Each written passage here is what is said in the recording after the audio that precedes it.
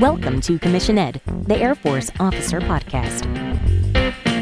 Here we explore the training and development of America's leaders in the application of air power and the profession of arms. The views expressed are those of the hosts and do not reflect the official policy or position of the United States Air Force, Department of Defense, or the U.S. government.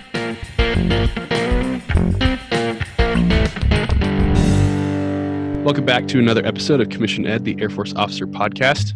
Hey, Reed, welcome home. Hey, it is good to be home. Good to see you again, Colin. Yeah, when did you actually get home? I got home 22nd January, 2100 hours Eastern Standard Time. Not that I was counting or anything. Counting, right? Yeah, exactly. Yeah, and today is now Saturday, January 25th. So you've had a few days home with the family. How's that been? It's been fantastic. It has been fantastic. Now, Reed, we were just talking before we hit the record button. You saw something pretty fabulously America, right? I did, yeah. So today I got a bunch of honeydews done. I went and got some things for my car. I saw 5 bald eagles, North American bald eagles, sitting in trees on my drive today. Very America moment. Felt really good to see them. That's awesome. Out in the wild, doing their thing. Welcome you back to America. Yep, it was fantastic. Well, that's really awesome, Reed. We're so excited to have you back. I'm sure your family is as well, especially your family, right? Absolutely. Well, before you came home, you managed to knock out an interview specific to the topic of enlisted commissioning programs, something that both you and I are not super familiar with. So why don't you tell us a little bit about that interview, and then we'll cut the audio over to that. Absolutely. Yeah. So the person that we interviewed, Sam Parrish, he and I met at tech school when we were both at Intel school. He was leaving, I was just arriving, and we've run into each other since. He reached out, said he wanted to help provide some background and context on how enlisted members can apply to get a commission. He's got a breadth of experience, and it was really informative. I enjoyed the interview, and hopefully it'll provide our audience with some background and context on just the myriad of ways they can gain a commission if they're already an enlisted member. Yeah. For our audience, especially those that are enlisted, considering pursuing a commission as an officer, highly, highly recommend that you give your full attention to this episode. Sam was fantastic in providing all this great information and resources about various different ways that you can pursue that goal of becoming a commissioned officer. So without further ado, we'll cut it over to Reed and Captain Sam Parrish. All right, greetings and welcome to this week's episode of Commission Ed. I am Reed Gann, and today I'm going to be your host. We're very lucky to have a guest with us today. Why don't you just go ahead and say hello, Sam? Hey, I'm Captain Sam Parrish. I'm currently stationed at Ramstein Air Base here in Germany. Hey, we're really excited to have you, Sam. Today we're going to be discussing some of the other ways that you can commission. Colin and I have gone a little more in depth on ROTC and OTS, as that's our experience. But today Sam's going to give us a rundown of some of the other ways you can gain a commission. It just goes to show there are a lot of ways that you can get to this destination if that's your goal. All right, so why don't you go ahead and just give us a little introduction, tell us a little bit about yourself so the audience can get to know you a little bit better. Sure. So my dad was a senior NCO in the Army, and so I kind of grew up as a military dependent. We moved around a lot, ended up in Arizona. So if anywhere's home, Arizona's home. I graduated from high school there, met my wife, and enlisted in the Air Force at 18. The recruiter sent me to language school where I studied Persian Farsi, and after barely making it through language school, I ended up at Fort Meade, where I worked as a linguist for about a year and a half, and then applied for the Airman Education Commissioning Program, which unfortunately isn't around anymore. But as a senior airman, I got a free promotion to staff sergeant, and they PCS'd me home to Arizona to go to school for 2 years and finish my degree. And after that, attend OTS, where I commissioned, and then went back to tech school to become an intel officer. Awesome. And that's kind of how we met, right? I remember meeting you at Intel school. You were about ready to wrap up. I was just starting. And I think we've actually run into each other in the desert, if I remember correctly. I was out there. Yeah, at a good fellow. I went to Offutt, and at Offutt I got to fly in an air crew and I deployed a lot with them. And so on one of my fly-in trips to Al Udeid, we were there at the same time and crossed paths again. Yep. So it's a small Air Force, and you never know who you're going to see across the DFAC sitting at Al Udeid or run into on a TDY or deployment. Yeah, absolutely. It's funny. I haven't shared this with the audience. I've actually been away from my family for the last 6 months. I've been in the United Kingdom on a deployment of sorts. And my replacement is actually one of my students that I taught at OTS. So talk about a small world. Like you said, Sam, we're going to run into each other all over the place. But yeah, to get the email that my replacement out here of my position was one of my former cadets just goes to show you never know, where you're going to run into folks. All right. So let's dive into this commissioning program that you participated in. I've got a lot of questions. And so why don't you just kind of give us the name of the program? I know you mentioned it's gone away. Do you know of other programs like that? Yeah, just kind of give us the background on how it all works. Yeah, so in 2009, I applied for the Airman Education Commissioning Program. In the AECP, I was able to stay on active duty and attend college full-time to graduate and then go to OTS and become a new lieutenant. So unfortunately, in 2010, they selected more AECP students. In 2011, they had a board but cut the program because there wasn't funding for the program. So there's no more AECP, but there are several other programs that are similar and some that are a little different, but at the end, you're a second lieutenant just the same. The current program that AECP kind of morphed into is called SLECP-A. It's the Senior Leader Enlisted Commissioning Program Active Duty Scholarship. And it's basically exactly the same thing, except it's moved from an Air Force program to a program that each MAJCOM commander can select one person annually. So it's much more competitive. In 2009, when I applied to AECP across the Air Force, there were 75 applicants and 72 got picked up. So roughly 92% selection rate. Now with SLECP-A, each MAJCOM commander gets one person a year. So much, much more competitive, not possible. So if you have, the desire to commission and you still need a degree and you've been performing at the level to make you competitive as an enlisted person, SLECP-A is definitely something that an airman should consider, but just much more competitive than when I applied to AECP. I had an airman in San Antonio who we put together a package for SLECP-A. He didn't get picked up, but we rolled it right into a ROTC application for a scholarship, and he got picked up for that. So even if you're not competitive enough for something like SLECP-A, some of the other programs are less competitive. Okay. So this is probably more focused towards those airmen who don't have a degree, whereas a OTS application would be for someone who's already got their degree. Is that probably the best way to think about the difference? Correct. Yep. If you already have a degree, you can't compete for SLECP-A, to my understanding. There is a program called SLECP-O, which ultimately an applicant ends up at OTS. But again, that's the MAJCOM commander. From every MAJCOM can pick one person a year for SLECP-O, and they don't go through the traditional OTS application process. They put all their stuff together and it flows up to the MAJCOM, and the MAJCOM chooses one person a year. So another pathway to OTS. Okay. No, that's great. So where can some of our audience members go if they've either got airmen who they think should qualify, or if they themselves, are kind of in that position? What's the instruction? Where's the best resource? So one of the, challenges with enlisted commissioning is there's not a one source for all the different opportunities. For these SLECP programs, every year I've seen it flow down from squadron leadership.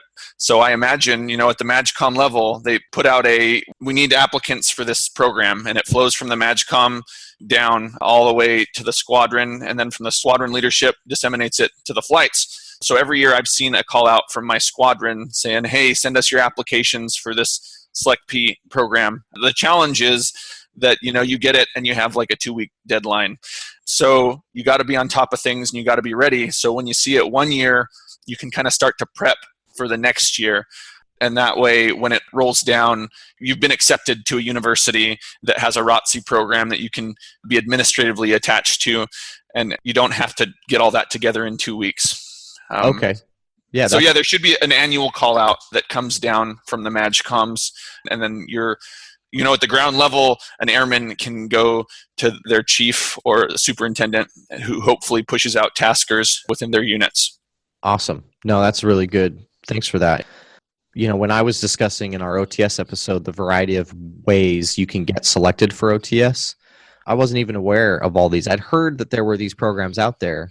It just goes to show how many different ways you can get selected for OTS. And if you have a desire to be commissioned, you got to start talking to people, because that's how you're going to find out these various options. Awesome. Yeah. All right. So Sam, you've also got some notes you've put down on some other commissioning programs you wanted to discuss with the audience. Yeah. So I had an airman when I was a flight commander who wanted to go to the academy. And what a lot of people don't know and understand is that at USAFA, the United States Air Force Academy, they have so many positions every year that they hold for airmen to come and go to the academy. And there's a program called LEAD, the Leaders Encouraging Airman Development Program, that an airman can apply to. Generally, you have to be under a certain age. I'm pretty sure it's 23 and not have any dependents. But if you're under that age and don't have any dependents, and you have some leadership skills and have been able to demonstrate that, you can apply to go to the Air Force Academy. I think it's under 22. You can even go to the prep school. And when I was a flight commander, I helped an airman through this process. I filled out a letter of recommendation, and he got all his stuff together, and he's a cadet at the academy right now. There's also a handful of medical commissioning programs, and these programs also have annual numbers they hope to meet and sometimes don't. So if you meet all the prereqs and you apply, a lot of times that's what it takes to get in. I've known a lot of people that were interested in this IPAP, Inter-Service Physician Assistant Program, where you stay on active duty and you go to school there in San Antonio. It's a joint program, so you have people from the Army, Navy, Air Force, all the branches of the military who stay on active duty, and it's their job to learn to be a physician assistant. There's not a bachelor's degree requirement for that one, but there are different, anatomy and physiology and specific classes that people have to take for that. The NECP, Nurse Enlisted Commissioning Program, is almost the exact same program that I got into. Just if you want to be an Air Force nurse, that one's still around. So you can stay on active duty, get accepted to a nursing program at a university that has an ROTC detachment to handle all your administrative things in the Air Force, and be a full-time student pursuing a nursing degree. And the last medical commissioning program that is really about as sweet a deal out there, it's the EDMP2, Enlisted to Medical Degree Preparatory Program. And in this program, I'm pretty sure you have to already have a bachelor's degree, and I'm sure it's very competitive. But if you're picked up for this program, you get to spend 2 years getting ready to take your MCAT to be competitive for medical school. And so all you do is go to class at it's called USU, I think. It's a military university there in the Maryland, DC area. And all they do is take classes and get ready for the MCAT for 2 years. And at the end of their 2 years, they take the MCAT. And if their scores are competitive enough, they can commission as second lieutenants and go to medical school there in the DC area. Second lieutenant, going to medical school for 4 years, getting paid as a second lieutenant, to get a medical degree. If their scores aren't good enough, a lot of people will get a scholarship, HPSP, Healthcare Professional Scholarship Program, where they'll be in some sort of reserve status and be going to medical school at a university across the nation. And somewhere along the line, they go to OTS while they're in that program, and then commission, or they're already commissioned, but they're not on active duty. So they're getting like a stipend, and they're getting their school paid for, going to medical school. But yeah, EDMP2, one of those programs out there that I've had people interested in. I know someone in my current unit that applied, but have never helped someone along that route. But an awesome, awesome program if an airman is looking to become a medical doctor. IPAP if an airman's looking to become a physician's assistant, and NECP if someone is looking to become a nurse. And my recommendation for anyone that is really interested in any of these programs is to just start Googling, and eventually, find all the words that are important and keep Googling and find someone who's either been in the program or applying for the program, and just pick their brain and learn what made them competitive and pursue it that way. No, thanks, Sam. That was a great rundown. I was never a flight commander in what used to be COT, Commissioned Officer Training. That was where JAGs, chaplains, and all the medical professionals who had been direct commissioned were trained at OTS. That's been since rolled into the normal OTS experience. So they're all with the rest of what used to be, again, the line of the Air Force. Now that that's all rolled into one thing, I'm sure the OTS flight commanders have a better experience and knowledge base about all those training medical programs. But yeah, I remember talking to some of the COT flight commanders, and it seemed like an alphabet soup of all the variety of programs that their students had been through to get where they are. So thanks for that good rundown. That's really helpful. It seems like there's a lot more specialized things trying to recruit some of these hard to recruit positions in the medical community. Is that kind of your experience when it comes to looking at these enlisted to commissioning programs? Yeah, I think the bottom line for these programs is you have to meet the prereqs, and the prereqs are different for every program. So if someone's interested in these programs, they got to Google them, they got to find the prereqs, and maybe it takes a year or two for them to get all the prereqs. But once you have the prereqs, and you have a couple good EPRs and an award or two, and you put together your package and apply, you miss every shot you don't take. So sometimes it takes once or twice, but if you keep shooting, eventually you're going to make it. And that's kind of how I've done my whole Air Force career. Is I throw my name in a hat, and maybe I don't get picked, but I throw my name in another hat, and maybe I don't get picked. But if I throw my name in enough hats, eventually my name's going to get picked out of a hat. And that's the reason I'm a captain today instead of a tech or master sergeant. Yeah, that's outstanding advice. I've definitely found that to be the case as well. And I love that quote. That's something I live by all the time. You're going to miss 100% of the shots you don't take. So you just got to keep trying and try to get your name out there. When you were going through this experience, did you work with the base education office? So the base education office is a good place for anyone to start. They're supposed to have like the down low on every program. When I was an airman and putting together my AECP application, I found that they knew where to go, but weren't the smartest on all the nuts and bolts. So the reason that I got picked up is because I was the smartest on all the nuts and bolts. So by the time I submitted my application, when I was an airman at Fort Meade, I was the smartest person on all of Fort Meade on my program. And I could tell you how something worked or when it was due or why I needed a waiver or didn't need a waiver. And the education office could kind of point you in the right direction, but couldn't answer all those questions. So for someone who wants to be competitive, they need to know the ins and outs of the commissioning program they're applying for better than the people that are supposed to know the ins and outs. And once you know them better, you can submit the most competitive package. And yeah, I found that by the end of it, there was no one that could tell me anything about AECP that I didn't already know.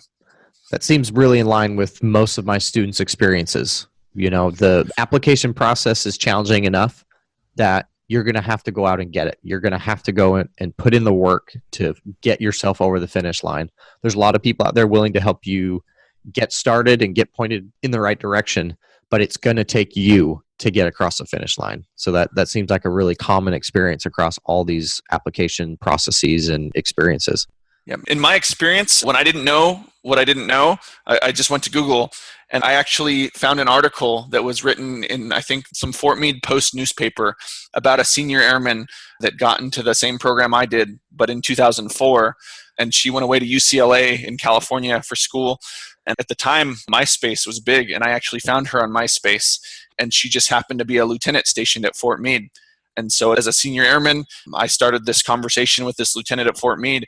And before I submitted my application, we went through it all together, and she got to give me her feedback and keep me pointed in the right direction. So having a mentor that's already been through what you're trying to be through or been through something similar is really, really helpful. And back in the day, MySpace was the way that I found my mentor. You're dating yourself a little bit there. Yes. Yeah. No more MySpace. Yeah. No, and that's a shameless plug for what we're trying to do here as well. That's part of the reason we've got this podcast going. We are happy to try and give you guidance ourselves or put you in touch with someone who has gone through the program you're looking into. So please feel free to reach out to us either at our email address or at our various social media outlets. So now that we've gone through some of those programs, which thanks for that great rundown, Sam, we have a couple more questions about your transition from enlisted to officer. I was a civilian applicant to OTS. Colin came into ROTC. So neither of us were enlisted before we were officers. And we kind of want to talk about some questions about that perspective. What was your perspective as a prior E looking at officers and thinking about that transition? Was it purely a financial decision? Was it more about leadership? Was it more about responsibility? What was like your lens as you were looking at officership? What were you thinking about? Yeah, as an airman, I really wanted to go to school, and I really liked that when I came in the Air Force, I got to go to language school, and that gave me basically half a college degree. And I was looking for a way to finish what I started at language school, and this commissioning program was an opportunity to go to school. So at first, the end goal wasn't becoming a lieutenant. It was more going to school. And I just, was fortunate enough that I got to be a lieutenant. So yeah, I think now after, I commissioned in 2011, so it's been 8 years or so. I think most people, I would hope that they have more leadership aspirations than I did at the time, but I've definitely grown into those things. But yeah, as an airman, I just want to go to school, and getting to stay on active duty and go to school was too good a deal to pass up. But yeah, as an airman, when I talk to airmen and NCOs about commissioning, one thing I like to mention is how black and white my life was as an airman. I would come to work and I would put on my headphones and I would do my job. And that's all that mattered, is that I had a job to do and I did my job. So very, very black and white. As a new lieutenant, I would come to work and I didn't really have a specific job. I was a deputy flight commander, and there were 70 guys in my flight, and they were all over the world, and the flight commander was deployed, and my flight chief, was deployed. And so it was, me as a new second lieutenant with a senior airman or a staff sergeant kind of running this whole flight of 70 airmen all over the world. And there's not, a checklist for that. And there's not a show up to work and put on your headphones and do your job for that. Like, as an officer, my life became very gray in that nothing is very well defined, that you kind of define what you do and how you do it, and you either fail or you don't. And I found as an airman, it was very easy to come to work and be successful. And as an officer, there's not a solid definition for success. So yeah, you come to work and you do the best you can. And me personally, I feel like I fail forward a lot, where I show up and I don't really know what I'm doing. And it takes me, 6 months to kind of get my hands around how I'm supposed to do what I do. I finally start to get good at something just in time to PCA to a new unit, or PCS to a new base, where I have to start all over and fail for a couple months before I actually start being good at my job. So yeah, as an officer, life is gray, not black and white. As an airman, life was black and white, and it was very easy to come to work and do my job. Yeah, that's a really interesting perspective. I love that quote. There's not a checklist for that. I love that. We're going to make a t-shirt with that. So that was definitely something I observed teaching a lot of prior enlisted students at officer training school. We would often just point them to relatively vague guidance and then kind of say, figure it out. That was kind of what was expected. And that was something that they mentioned a few times, that they were used to the checklist, showing up and doing the job exactly as you described. And do you think that was the hardest part of the transition for you? Is that change from the pretty black and white life of enlisted to the more gray of an officer? Or what was the hardest part of the transition? Yeah, I really think that I was used to, I knew how to be an airman. I knew how to come to work and do my job. But as a lieutenant, I didn't have a very specific defined job. I think there are some officer career fields, the rated officers, for example, or if you're a medical professional, your job is more defined. But as a leader of airmen, there's no set AFI to read. If you do these things, you'll be a successful flight commander, you'll be a successful deputy flight commander, or a successful, OIC. So yeah, as an airman, everything was just much better defined. I imagine, at the NCO and senior NCO ranks, they live in more of the gray, but it's still more black and white than I feel like my career as an officer has been. Awesome. What do you think is the most valuable perspective being an enlisted member has given you as an officer now? So yeah, I know as a new lieutenant, my interaction with other lieutenants and young CGOs, at least through my OTS experience, and I imagine in ROTC and at the academy, there's not a lot of interaction with junior airmen.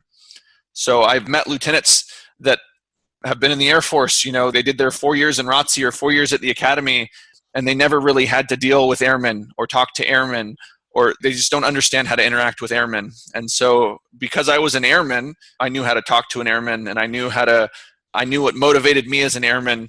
And so it's helped me motivate my airmen and kind of understand where they're coming from. Whereas a lieutenant that has never experienced being an airman maybe doesn't have the same perspective. Yeah, I think it helps me connect with my airmen, especially, I was a linguist, and as a new lieutenant, I was working with linguists, and as a captain, I've worked with linguists. So I had this automatic connection that, we'd been through the same basic training, and we'd been through the same kind of tech school.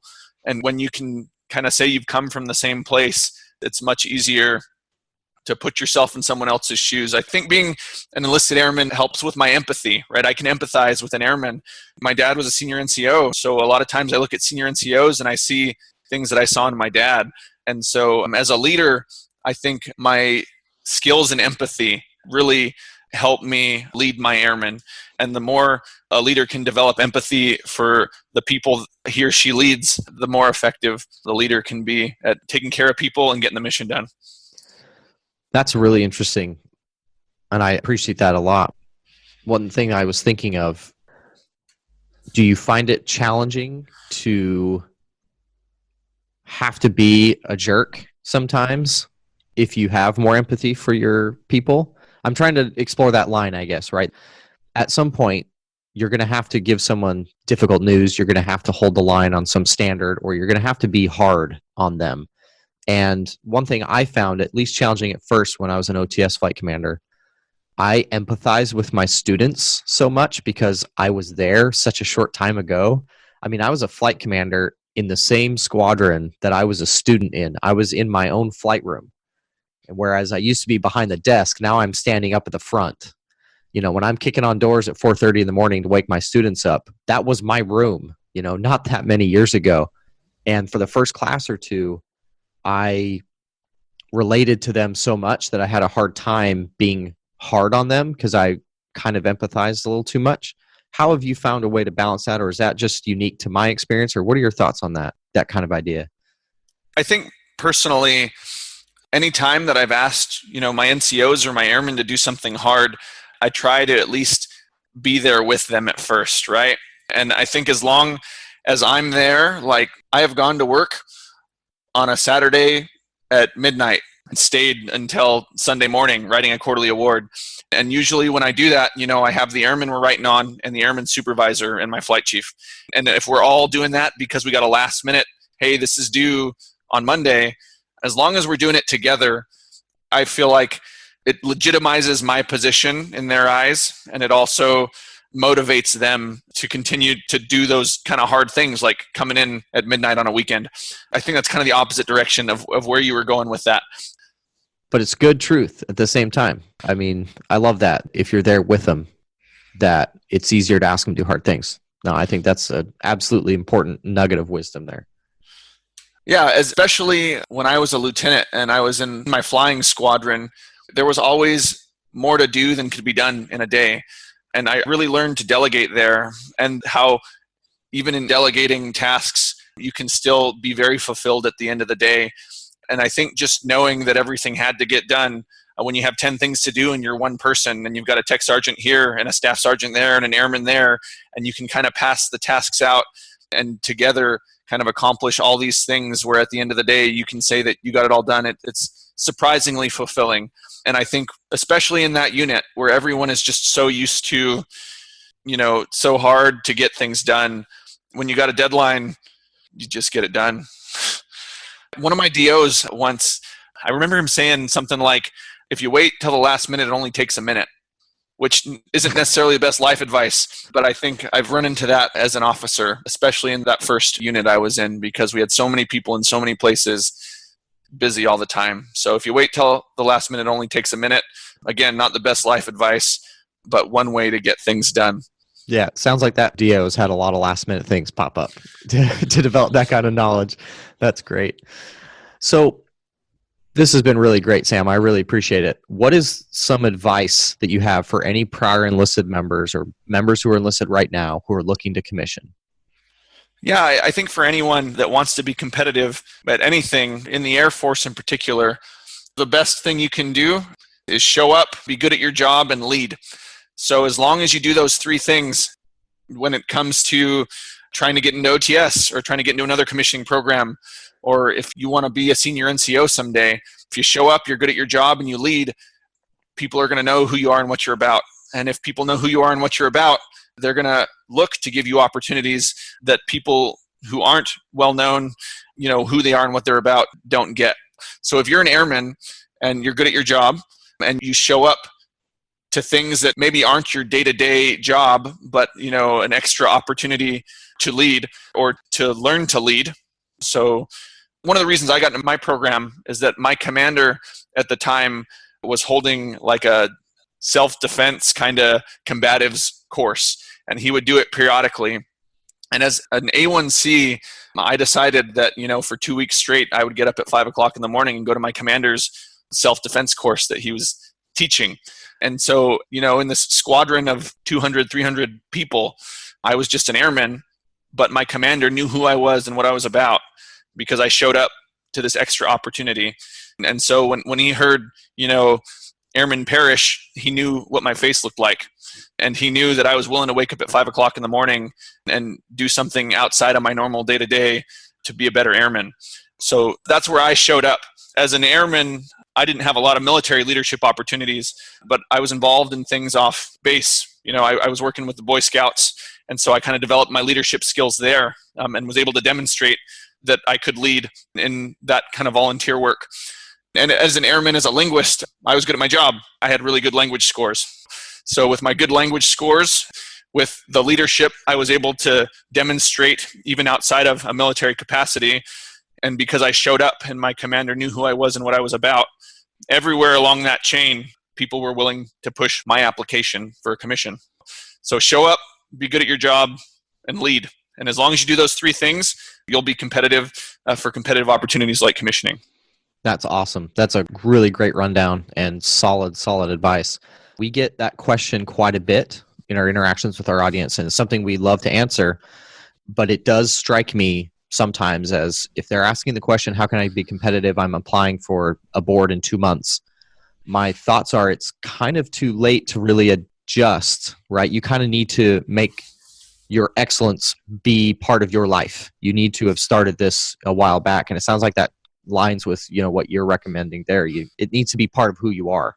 Yeah, I agree. I've helped airmen and NCOs apply to various commissioning programs. Just last year, I had a tech sergeant, awesome tech sergeant, been in the Air Force for like 13 years, been deputy flight chief and everything, just doing amazing things and taking care of airmen. I also had a senior airman who really hit the ground running, got a BTZ, an early promotion to staff sergeant, and was getting awards, while he was on casual status waiting come do his job. He was working for Honor Guard, and he left there with an Air Force Achievement Medal just because he was such an awesome airman. So they both applied to OTS at the same time. The airman got picked up and the tech sergeant didn't, even though they were probably both ready to be lieutenants. They would both be awesome lieutenants. The tech sergeant had 13 years of a career that showed, spikes of awesomeness. And then, not that he was ever not awesome. He just had a whole 13 years to kind of show his leadership potential, and just his trajectory in his career wasn't as, quick and abrupt as the senior airman, where the senior airman, you could look at his career and you could say that 90+% of his career, he was awesome. Where you look at the tech sergeant and you could say, wow, like this guy's a good 50 to 75% awesome, but he had, ebbs and flows of awesomeness where, there were years where I'm sure he came to work and he did his job and he was good at his job, but he didn't have that 90+% awesomeness to show. So I think as a junior person, it's easier to demonstrate that you're awesome 100% of the time. Whereas a senior person, you've got a lot of time. Whereas my tech sergeant, when he was an airman and when he was a new staff sergeant, hadn't considered commissioning. So he wasn't working towards, showing up, being good at his job and leading necessarily to compete for a commission. Whereas as a new tech sergeant, he decided that that was something he was interested in. He hadn't had years to build it. He had years, his black and white, coming to work and doing his job and getting things done, but not necessarily the same consistency across his career, if that makes sense. No, it does. I appreciate that. That's, again, great perspective.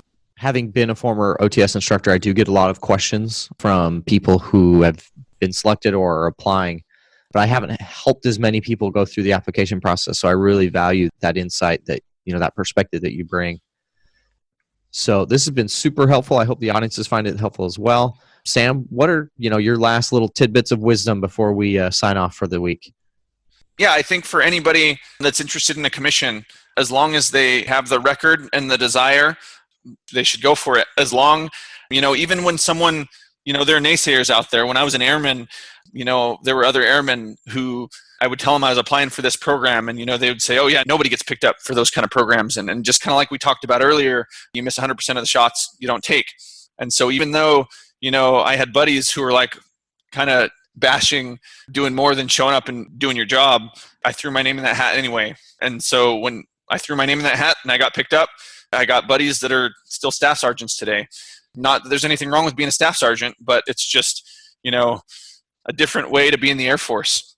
So just take every opportunity that you get. I've thrown my name in hats and not been picked up for programs since commissioning, but I keep throwing my name in hats because eventually I'll get picked up for something special. So don't ever stop, even when someone's telling you that it's too competitive or you're not cut out for whatever it is you're applying for. Eventually you'll have a new commander. Eventually you'll, be in a different place. And so just don't stop, and don't let someone telling you no one time keep you from achieving a goal. Awesome. Well, I think that is going to be a wrap. I really appreciate it. Wow. Awesome, Reed. First of all, thank you so much to you and Sam. That was really a fantastic interview. What great information. Thank you for taking the time to put that all together. I really hope that our audience will take that information seriously, look into it, and become smarter on what the processes and opportunities are for enlisted commissioning. So I'm going to turn it over to you first, Reed, to offer some thoughts on the interview now that you've had a chance to revisit it. Yeah, happy to. So again, totally agree. To me, this just really cemented how important it is to ask people. Colin, you and I, we're fairly competent at what we do. There's no way I had that amount of information, so we ask people. Everyone needs to ask others how to figure this kind of stuff out. Two real quick things that I thought were worth mentioning. First, there's an acronym that was used that we didn't spell out, BTZ, below the zone. So if you recall from our promotion episode, traditionally promotions happen in these dedicated time frames, and those are zones. And if you are early, you get promoted before your normal zone. That's a BTZ, or below the zone promotion. So apologies for not spelling that out. Next, something that he mentioned, I just think is so important. I want to bring it up again. And that's this idea of predicting the arrival of some sort of task or application window. Annual awards is another example of things that happen every year. The tasker is going to come out right around the same time. And if you can just lead that by even a couple weeks, you're going to save yourself a whole lot of pain. So this idea of leading ahead and, using something as simple as an Outlook calendar to set yourself a reminder for next year so you're not running up against a tight timeline, that really can separate you from the pack. So just a couple things that I thought really deserve some emphasis. Yeah, just a real quick follow-up on predicting the schedule for these kinds of things. It's no different than predicting your annual performance report, your EPR, enlisted performance report, or officer performance report. It all comes up at the same time every year. It should be no surprise. Same thing goes for all of these awards or these competitive packages, different opportunities that you as an enlisted airman or an officer in the Air Force can pursue. And then that also ties in with what you talked about in the episode at the beginning of the year about setting goals. Having that Everest goal, right? Having that stretch goal. Maybe this is a stretch goal for you to pursue a commission as an officer in the Air Force, but don't let it stop at just being this thing that you are going to put out there for you to stretch for. But very easily you could take this Everest goal of becoming an officer and turn it into a SMART goal and pursue it. And just like Sam said, hey, maybe you're not going to make it the first time around, but you're going to get better, and you'll have all that information in place so that the next time it comes up, boom, you're ready. It's done. And you can put yourself forward for that package, for that award or whatever, and hopefully get picked up for it. Just keep trying. Keep trucking away. Something's going to break loose and you're going to get what you want. Yep. Love it. So that's some really good stuff. I want to share some of my thoughts, but before we get to that, I did notice that we don't yet have a way to get in contact with Sam. Reed, what do you think is the best way for people who want to pick his brain on these different types of commissioning programs for enlisted airmen? How should they do that? First thing I would recommend is to get in touch with us via our emails and social media stuff. We can put you in touch with him. That'd be probably the most direct. But also, he's part of the Facebook group. You can find him there, and he's active. So if you engage with him in that forum, that's probably the easiest way to get directly to the source of all that info. Yeah, like we've been saying at the beginning of this commentary, is that you need to ask for help. Reach out to us, reach out to Sam, reach out to other people who have been through the process of whatever it is that you want to do before, and ask for help. That's why we're doing this. That's why we're here. We want to help you get what you want. And one of the ways that we can do that, Sam mentioned that one thing you can do to get information about these different programs is to use Google. Well, I've already done that for all of you, and I've included the links to official sources for the majority, if not all, of the enlisted commissioning programs that are out there, and encourage people to go follow these links, look them up, ask us their questions so that we can all get smarter on them together. I'd like to point out that some of these programs, or ones that are very similar, are available to Air Force ROTC cadets and commissioned officers. So it is worth your time as an enlisted airman, as a cadet in Air Force ROTC, or as a commissioned officer to get familiar with each of these different programs so that you can possibly use it for yourself or be a mentor to enlisted airmen later on who are interested in pursuing a commission. And one thing that I want to say about that as well is, in the interview, Reed, Sam mentioned that one place that airmen can go for help with these different commissioning programs or for more information is the base education office. But both you and he mentioned that the base education office is not necessarily the best place to go. And I wanted to revisit that a little bit, get your thoughts on it. Why is it that the education office is not really the best place to go? What do you think's going on there? Well, first off, my personal experience with the base education office is very, very limited. It's where I do recommend enlisted members go to get advice. I think what we were both trying to get at is that, first off, the base education offices are usually manned by civilians, and they've not done these programs. And as a result, they can't have first-person knowledge and experience with the application process. Yes, they're going to have a lot of good information. They're going to have a lot of, hey, this is how you get started. This is what the documents say. But that kind of information simply doesn't measure up to what you need to get all the way through the process. And the best place to get that is someone who's been through it. So I hope we didn't dissuade our audience from going to the base education office. Yes, you absolutely have to. For enlisted airmen, that is how you apply. You can't do it without the base education office. However, it will probably not be sufficient. And I think that's probably what we were trying to communicate. Yeah, we want to say here that the base education office is not trying to lead you away or keep you in the dark or purposely be vague about anything that's going to lead to a commission in the Air Force. Yes. I mean, just take us, for example. We don't know everything about these different commissioning programs, and we are commissioned officers in the Air Force. We can't possibly be experts on all of them. And so don't expect that these poor civilians at the education office or the airmen that are supporting them there have all the answers to your questions. The education office is a starting point, and it is the ending point for when you submit your package. Everything else in between is going to require that you do some legwork talking to people, gathering all your information, and we hope that we can, through this podcast as well, connect you to some resources that will be useful to you. Yeah.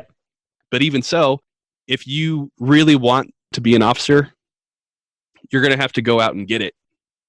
Nobody's going to do the work for you, but there are many ways to make it happen for you. Yeah, absolutely agree. And I know we've said this before, but it was universally the experience of every single student I had that it took significant time, energy, sacrifice, and work for them to end up at OTS. Yeah, and the same is true for Air Force ROTC. I mean, it's no picnic in the park to earn a commission through ROTC. It just is a little bit more streamlined because of the way that it's set up. So anybody who's going to end up as an officer in the Air Force is going to have to put in a large amount of time and effort to make it happen. And so that brings us to my last thought on this, and I think this is where we want to end as well, is just revisiting those thoughts that Sam shared about what it takes to make yourself competitive really for anything in the Air Force, namely show up, be good at your job, and lead. What do you think about his advice there, Reed? More specifically, how do you think this lines up with what the Air Force values in its officers? I really liked these three truisms, if you will, Sam offered for the audience. First off, let's address lead first and foremost, without question, right? That is what we do. It's expected that you lead. So, yeah, absolutely agree with that one. No questions asked for that one. The next one, which is the next easiest one to address, is being good at your job. Absolutely. That is the starting point for everything. When people are asking me, hey, how can I be competitive for an OTS package? And I kind of mentioned this when we talked about with Sam. If you've not been good at your job for all the years that you've been working, you missed the boat. If you want to be a major, if you want to be promoted, if you want to be a squadron commander, if you haven't been good at your job, if you haven't been dedicated and excellent in your craft, if you haven't been reading on your off time, if you haven't been thinking about it at night, if you haven't been really, really trying to be good, you're too late. So that one, again, pretty easy for me. The show up, I think, is a little bit more nuanced, and I think that's one we want to talk a little bit more about. What are your thoughts on that one? Yeah, I wholeheartedly agree with you. First off, that being good at your job and leading, those are no-brainers, prerequisite. Even to success as an enlisted airman or officer or any other career that you might choose outside of the military. If you truly want to be successful at something, you have to be good at it, obviously, and then lead and influence the people around you. So yeah, those are prerequisite. On this idea of showing up, I understand what he's saying, but I do fear that it encourages participation in the unit mission or any other non-mandatory events in order to be seen and be known by leadership. You know, I'm afraid that it's asking airmen to just follow the squadron commander and the chief around. And that doesn't sit right with me, even though I know exactly what it is that Sam is recommending. Yeah, so I think you can skin this a couple different ways. The first is you must be known, right? This is a hard reality of being in an organization of people, especially a large organization. There are approaching 340,000 airmen in the Air Force. That is a large organization. And if you are to make it through the fray for whatever it is, promotion, awards packages, whatever it is that you are looking for, it's going to be easier if people know who you are. That's just a cold, hard reality. So how do you balance this idea of achieving that, getting to be known, without being a cynic? And I think the way I like to look at it is the second way, which is to say, I think you need to be actively involved in what it means to be an airman in the Air Force. And that includes all these other opportunities, like Sam mentioned, the workout opportunity or, the teaching opportunity. I think that includes the squadron picnics. I think it includes the service projects. I think it is easy to get jaded about those things and say, oh, you're just doing that because you're looking out for number one. And at the same time, I think it all depends on your perspective and your intent. And if your intent is to become part of the Air Force, to become an airman, to be involved in what it means to wear this uniform and to live this life, then I'm at peace with that idea. And I think Sam would agree with me. Maybe we'll ask him again sometime. Yeah, I hope we do. I think he brings an excellent perspective that would be very useful to revisit on multiple occasions. And one of those perspectives is that I think his best advice that he gave kind of addresses this issue, is that you need to be living a lifestyle of excellence throughout your time as an airman or as an officer. We've addressed this multiple times, and I'm sure we will over and over and over again, is that this is not just a job.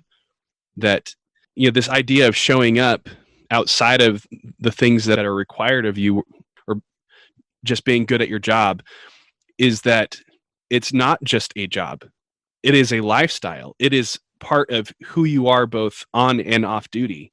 That if there is a function going on in your unit, if there is a holiday party or something, you're going to be there because it's not a requirement of the job. It is part and parcel of the lifestyle of being an airman. And if you want to be truly excellent at that lifestyle, you are going to be there, and you're going to be there for the right reasons. Not because you want to take care of number one, not because you want to be a sycophant for the squadron commander, the chief, the first sergeant, or anything like that, but you want to be there participating in the Air Force and what the Air Force expects of its airmen. So, like I said, I don't have a problem at all with this idea of showing up, so long as we are doing it for the right reason, and the right reason is that we love our Air Force and we want to be part of it. Yep, and I think it's a leader's responsibility to make it an environment where people want to be. I think that's about a wrap. What do you think, Colin? That's absolutely it. Thank you for listening to this week's episode of Commission Ed. Thank you for listening to Commission Ed, the Air Force Officer Podcast. The views and opinions of the authors expressed herein do not state or reflect those of the U.S. government and shall not be used for advertising or product endorsement purposes. Mention of any specific commercial products, process, or service by trade name, trademark, manufacturer, or otherwise does not necessarily constitute nor imply its endorsement, recommendation, or favoring by the U.S. government. The mention of companies by name is solely for the purpose of discussion and should not be implied as endorsement.